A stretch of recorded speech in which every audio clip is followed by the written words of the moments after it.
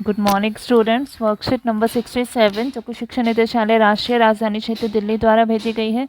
विषय गणित, कक्षा 9वीं, तिथि 14 दिसंबर 2020। आप अपना नाम और अपने अध्यापक का नाम लिखेंगे। हमारा आज का क्या है, अध्याय 2 बहुपद की पुनरावृत्ति है, जो कि वर्कशीट संख्या 7, 8, 9 से आई हुई है। तो प्रश्न संख्या 1 से 4 में सही उत्तर का चयन करना है। पहला क्या है, निम्न में से बहुपद बताइए। इसमें से बहुपद क्या है? बहुपद क्या होते हैं? जिसमें चर होते हैं और चर की घात क्या होनी चाहिए?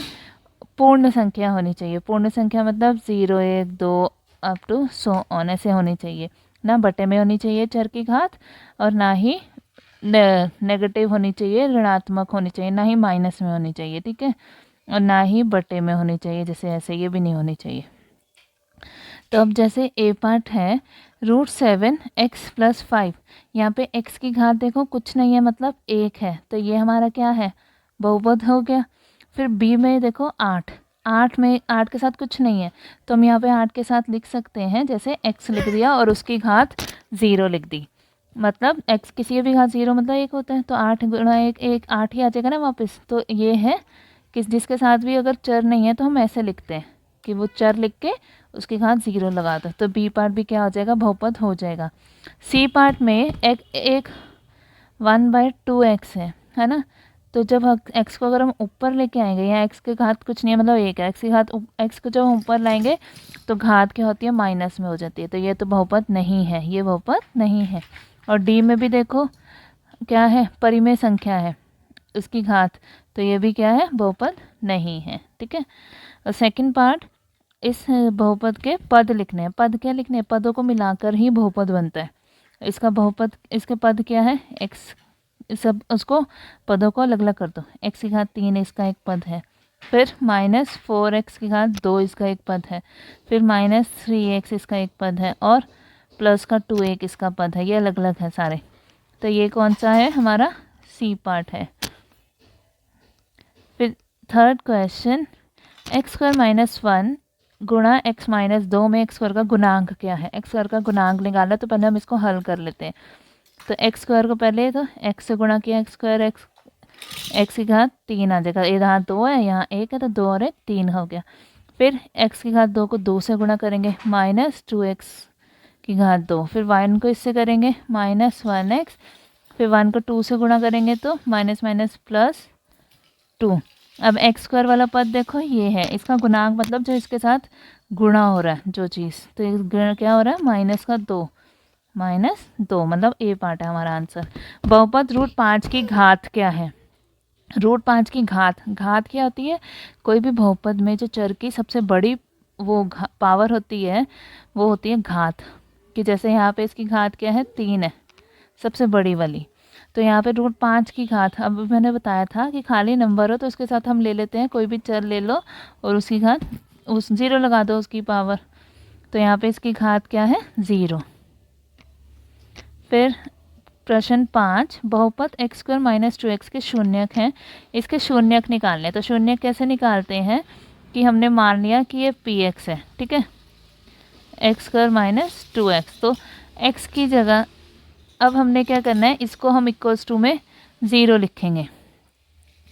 x² - 2x = 0, तो शून्य को हमने 0 के बराबर लिखना है। अब इन दोनों में देखो x आ रहा है, तो हम x एक बार कॉमन ले सकते हैं। यहाँ x² मतलब 2x है, तो एक x बाहर आ गया, बचा एक x। यहाँ तो एक ही x था, वो बाहर चला गया, तो खाली बचा 2 = 0। अब एक बार इसको 0 के बराबर रखेंगे, एक बार इसको 0 के बराबर रखेंगे, तो x को 0 के बराबर रखा, एक बार इसको 0 के बराबर रखा, तो यहाँ तो x 0 आ गया, और यहाँ पे आ जाएगा x 2 उधर चला जाएगा, तो माइनस का इधर, उधर जाके प्लस का 2, तो हमारा आंसर हो गया डी पार्ट। फिर छठा क्वेश्चन, निम्न में सही या गलत लिखें। तो प्रत्येक बहुपद एक समीकरण भी होता है। बहुपद जो अभी हमने ऊपर देखे, जैसे ये एक बहुपद है 2x + 5, पर समीकरण होगा जो उसमें बराबर का निशान होना होगा, या कोई नंबर होगा, जैसे ये एक समीकरण बन जाएगा। पर हर बहुपद समीकरण तो नहीं, कोई हो सकता है पर सारे नहीं होंगे, क्योंकि सब में यहाँ पे देखो, यहाँ पे किसी में भी बराबर का निशान और कुछ साथ में संख्या नहीं लिखी हुई है, तो ये असत्य है, गलत है, ठीक है। और प्रत्येक बहुपद द्विपदी होता है। द्विपदी में 2 पदों वाला, तो हर बहुपद तो द्विपदी नहीं होता है। जैसे यहाँ देखो 3 है, तो ये भी क्या है, गलत है। 3 भी हो सकता है, 4 भी, जितने मर्जी हो। द्विपदी बहुपद की घात 5 भी हो सकती है, कि 2 पद हो और उसकी घात 5 हो सकता है, ये सही है। कि जैसे x की घात 5 जमा में 2, ये एक द्विपदी है। घात जितनी 2 पद होने चाहिए, घात जितनी मर्जी हो, ठीक है। शून्यक बहुपद की घात अपरिभाषित होती है, यस, ये भी क्या है, सही है। शून्यक बहुपद में कौन सा होता है, 0। 0 को शून्यक बहुपद कहा जाता है, और इसकी 0 की तो घात कोई होती ही नहीं ना, तो अपरिभाषित है वो। एक बहुपद का शून्यक हमेशा 0 होता है। बहुपद का शून्यक, गलत। हर बहुपद का मतलब हर बहुपद का शून्यक 0 नहीं होता। 0 हो सकता है पर हमेशा नहीं होगा, कभी कोई दूसरी संख्या भी हो सकती है। और बहुपद का शून्य कैसे निकालते हैं वो हम अभी अगले क्वेश्चन में देखते हैं, ठीक है। तो 7वां प्रश्न,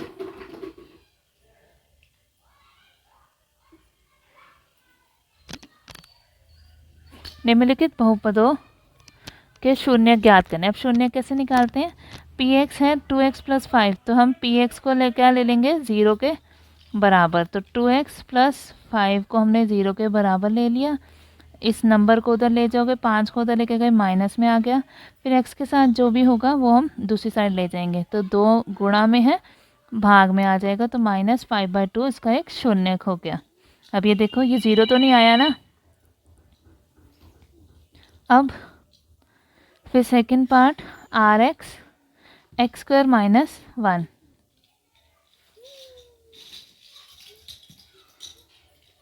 x² - 1 है। अब इसको 0 के बराबर रखेंगे हम, ठीक है।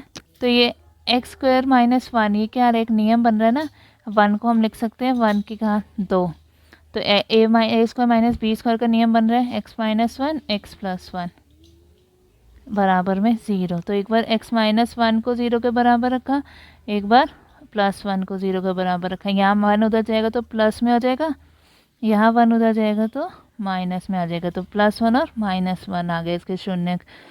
फिर अगला थर्ड पार्ट, qx है 5x, qx को 0 के बराबर रखा, 5x - 4 बराबर में 0।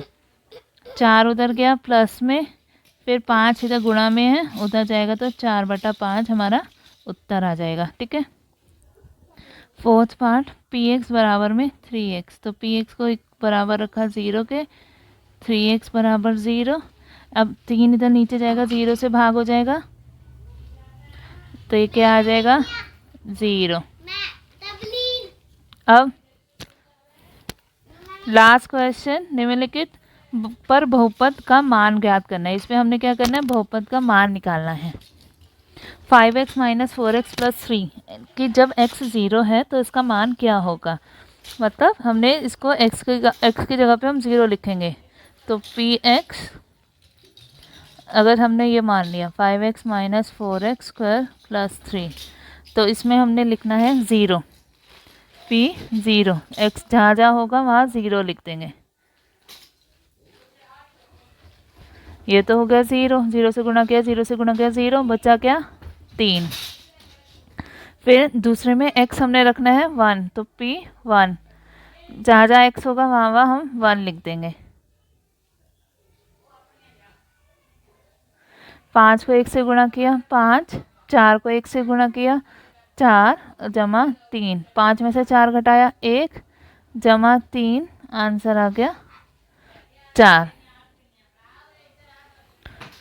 फिर नेक्स्ट थर्ड में है x - 1, तो x की जगह हमने लिखना है -1, 5 - 1 -4 - 1 की घात 2 जमा 3, 5 को -1 से गुणा किया, क्या आ जाएगा, -5, और -1 की घात 2 कितना आएगा, 1 नहीं आ जाएगा, +1 आ जाएगा ना, माइनस प्लस, बचा -4 + 3, -5 -4, 5 4 9, बड़ा साइन आ जाएगा माइनस का, माइनस प्लस कर दिया, फिर 3, 9 में से 3 घटा दिया, माइनस प्लस माइनस, 9 में से 3 घटाया 6, और बड़े वाले का निशान आएगा माइनस का, 6 हमारा उत्तर हो जाएगा।